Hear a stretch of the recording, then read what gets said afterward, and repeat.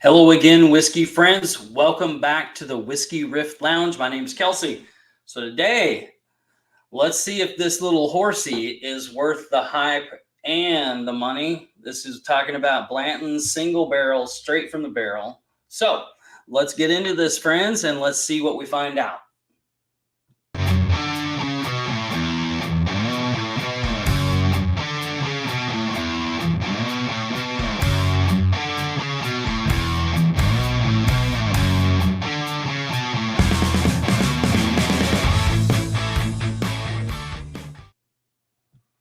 All right, welcome back, everybody. So I've been kind of wanting one of these for a while. I did go to secondary to get it. I wanted to see if it's really worth the hype and the money. So we are talking about this little horsey.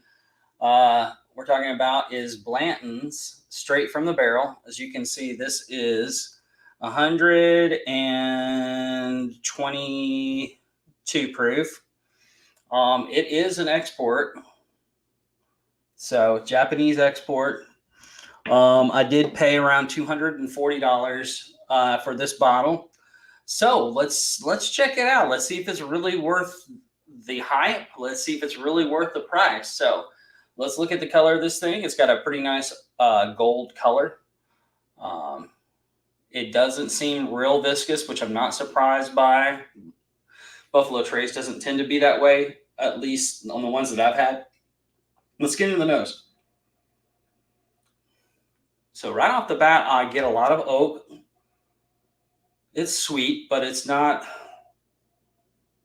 It's get a little bit of sweet cherry note, but just however slight. It's not super like Buffalo Trace cherry type of note on this thing. Yeah, it's just a little bit more of a slight oak note, a little bit of caramels, a little bit of vanillas, your typical bourbon notes. Nothing that just like screams out, a note that like is typical Buffalo Trace or for Blanton's, in my opinion. Let's go in for a taste. This is a little unimpressive on the nose, I got to be honest. I was hoping that after I opened it up, it would open up a little bit. So far, it hasn't opened up too much. Let's go for the palate.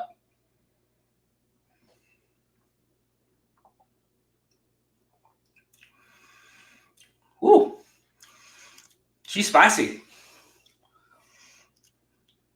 Wow. Okay. It's like oak and spice. That's really all I get on the first sip. I didn't think that was going to be that hot. Man, I don't remember it being that hot the first time I drank it.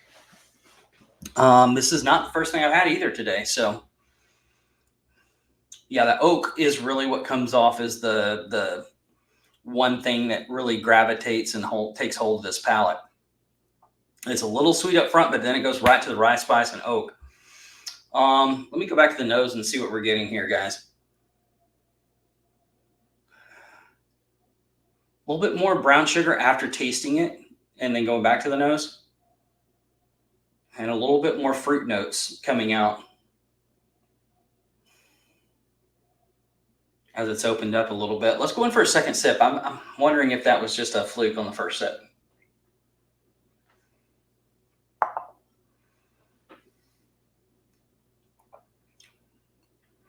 Okay, yeah, I think it was. Get a little bit more of those fruit notes up front that are a little sweet. You get that oak profile. This one is really oaky. I'm really, I don't know, impressed, unimpressed. I don't know what I am right now. Surprised. There's the word I'm looking for. At how oaky this is. It's not like a super tannin oak note. It's more of just like an oak, like overall. It's not bitter. The finish comes across with that oak, and then the cinnamon comes in on the finish, which is odd for this particular bottle. That I've tasted once or twice. I don't get that the first couple of times, and the other ones that I've tasted before are nothing like this one. So, be interested to see how this turns out as far as letting it get some air and drink some more out of it. But so far, underwhelmed is the word I would use.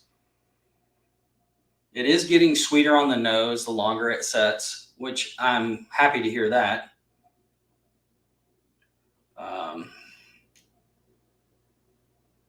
More vanillas are coming out. I think this thing's just needing some airtime. I'll probably revisit and do another video as well once it gets past a little bit further down on the bottle. Let me go back for a third sip here.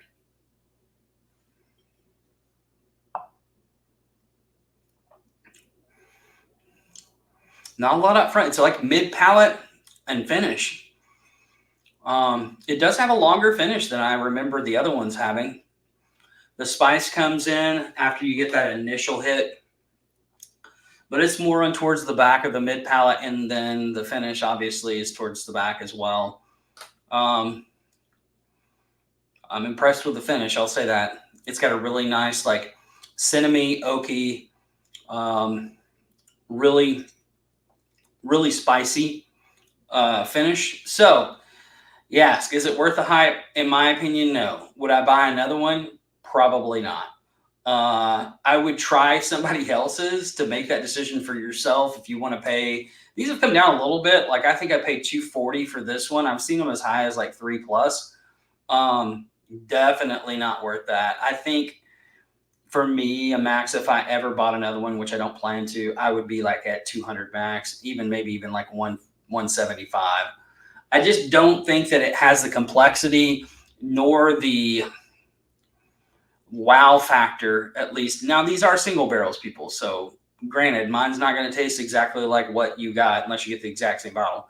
But overall, for me, it was very underwhelming. So save your money, taters, and go find some better whiskey for way cheaper.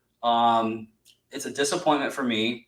I did, however, when I first got into whiskey, I chased all the Buffalo Trace just like everybody else. The only one that stayed consistent for me is the one right behind my shoulder there, which is the Stag Junior. I've really, really been able to enjoy those. I typically am able to find them here for retail, so that makes it even better. So I've never been a fan of Blanton's, period. Had the gold. It had one bottle of gold that I tasted. It was a buddy of mine's. It was really good. Tasted another one. It wasn't anywhere near the close to that. So again, I think you can find a lot better whiskey for a lot better price. And, if you want to tate out, that's your call. But for me, this was very underwhelming. So guys, thanks for hanging around. We do always enjoy your support on Wednesday nights at 8 p.m. Eastern, 7 p.m. Central Time.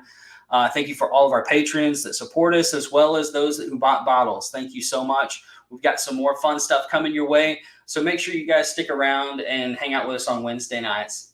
Until next time, you guys have a great day, and make sure you share that good whiskey.